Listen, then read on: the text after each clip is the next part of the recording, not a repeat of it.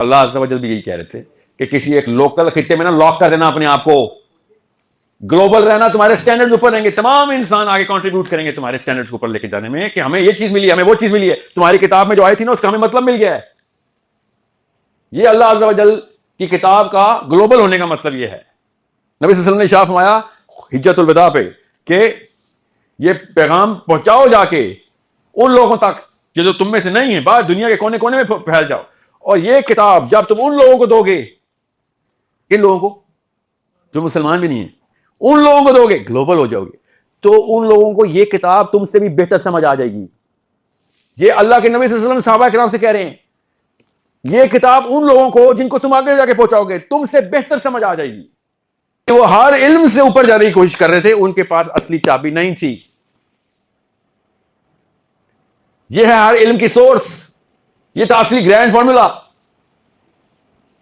والسماء والطارق وما ادراک ما الطارق, تمہیں کیا پتا کہ طارق کیا ہے. سورہ کہف میں اللہ تعالیٰ نے کہا ان میں سے کچھ لوگ ہیں یا رسول اللہ جو جانتے ہیں اصحاب کہف کتنے تھے. ان کو کیسے پتا ہے؟ قرآن تو ہمارے لیے آ رہا ہے, اللہ کے نبی صلی اللہ علیہ وسلم میں نازل ہو رہا ہے, کوئی اور بندہ جانتا ہے پہلے سے اصحاب کہف کتنے تھے. قرآن اللہ تعالیٰ کیا کہہ رہے ہیں, یا الذین آمنوا, کن لوگوں کو کہہ رہے ہیں؟ مومنین کو. جا کے ان سے پوچھ لو جو علم رکھتے ہیں, جو ایمان رکھتے نہیں, جو علم رکھتے ہیں.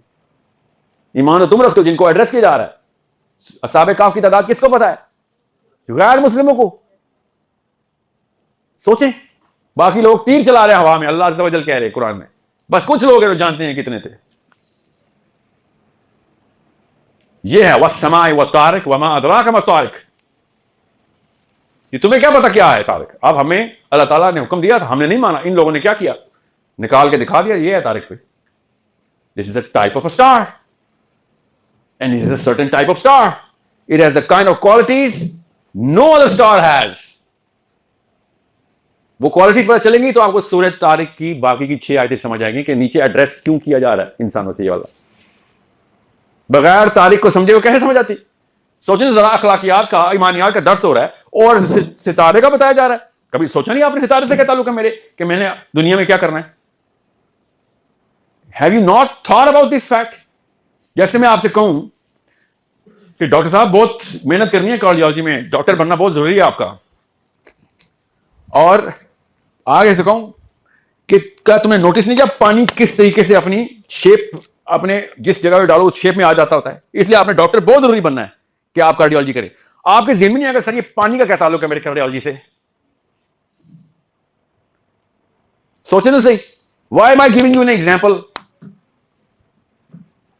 Your brain is naturally going to ask you کہ سر یہ کیا correlation کیا آپ نے. مجھے سیدھی طرح کہا تھا محنت کر, تو کارڈیالوجسٹ بن رہا ہے, دل کا بہت, مطلب this is probably the most important organ in the body, it comes down to research. ہوئی بھی نہیں ہے.